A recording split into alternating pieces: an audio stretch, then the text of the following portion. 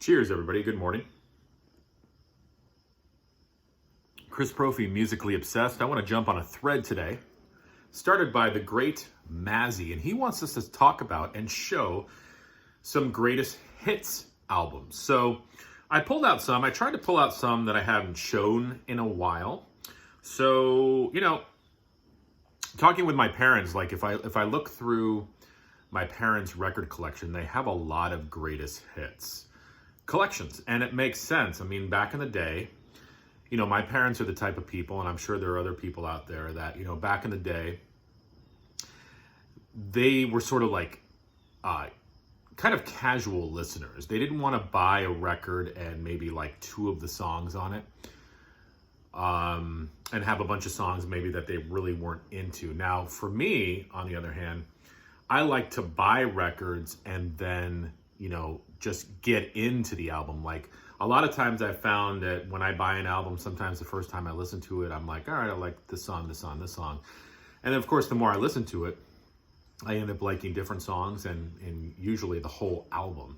But a lot of people wanted to, especially back in the day, they wanted the greatest hits. They wanted an album of, 10 to 20 songs that were on the radio, that they knew every single song. And there was no songs they had to skip. It was familiar to them. So the greatest hits album had an important place. And again, nowadays, you don't see a lot of greatest hits because, besides us, a lot of people aren't buying physical, media anymore. So this is kind of interesting to go back and see some of these greatest hits packages. And, for us, I keep saying us, the vinyl community, we like to dig deeper a lot of times. We like those deep cuts. And for the most part, deep cuts are not going to be appearing on greatest hits albums. So that's probably the only drawback to them.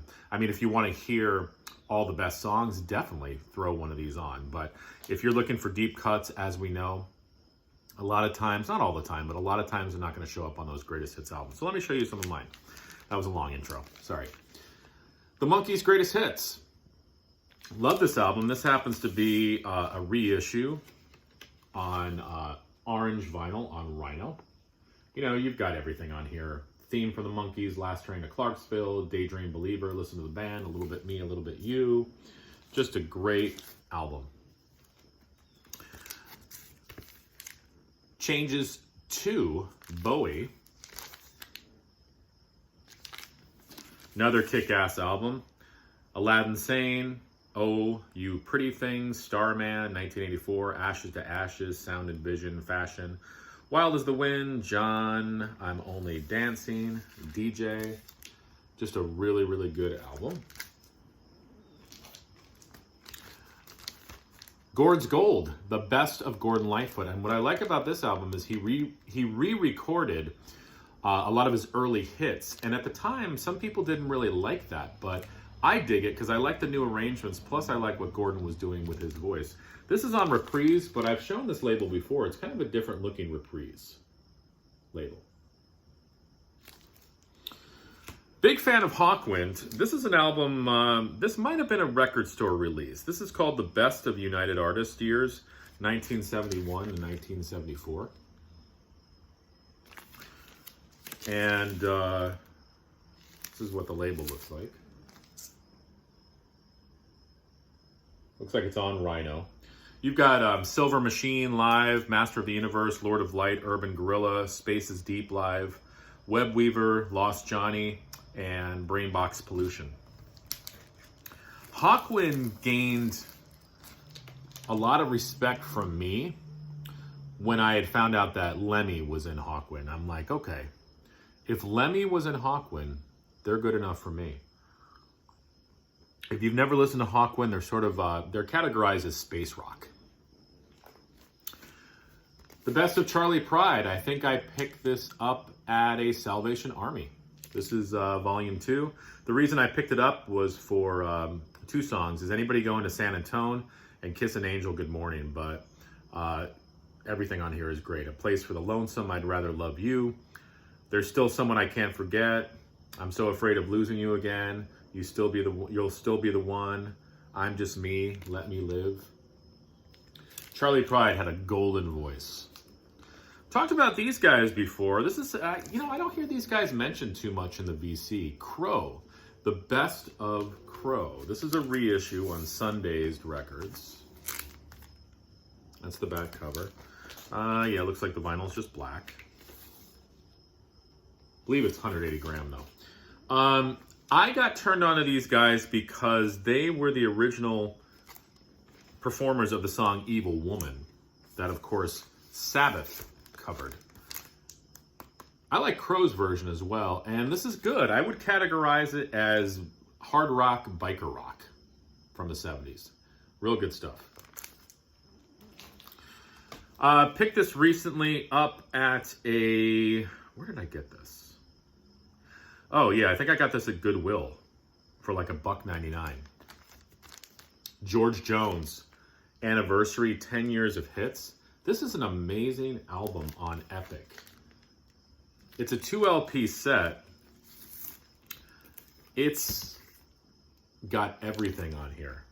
The Grand Tour, The Door, He Stopped Loving Her Today, Still Doing Time, Old King Kong, Bartender's Blues with James Taylor, We Can Make It, Loving You Could Never Be Better, A Picture of Me Without You. It's just hit after hit after hit. Produced by Billy Sherrill. The amazing George Jones. What year did that come out?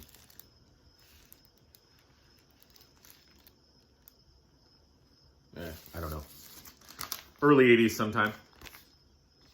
And the last one, Cat Stevens' Greatest Hits. Just a great album.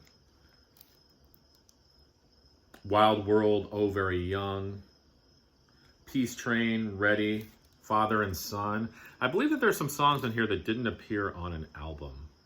Yes, the song Two Fine People only appeared on this Greatest Hits. Was there another one?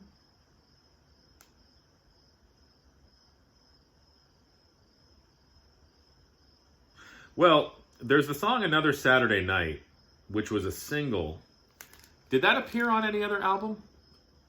I think it might. Well, it was a single, of course, but I don't know if it appeared on an album. I don't think it did, but it's on Greatest Hits. So this is kind of, talking about Greatest Hits, a lot of times they'll do that as well. Like maybe they'll throw on like 2 or 3 new songs. So it wasn't enough for an album, but they'll throw it onto a Greatest Hits compilation. Or maybe sometimes you'll have singles that didn't appear on albums that they'll tack on to Greatest Hits packages. So, I think there's still a place for Greatest Hits. I mean, I think a lot of country artists still put out Greatest Hits. And, other artists do as well. But, back in the 70s and 80s and even into the 90s, that was the thing. Like a lot of people, like I said, the casual listeners, the radio listeners, wanted to buy those Greatest Hits packages, and I can understand why. There's nothing wrong with that. So thank you, Mazzy. Head on over and check out Mazzy's channel. I'm sure you're already subscribed.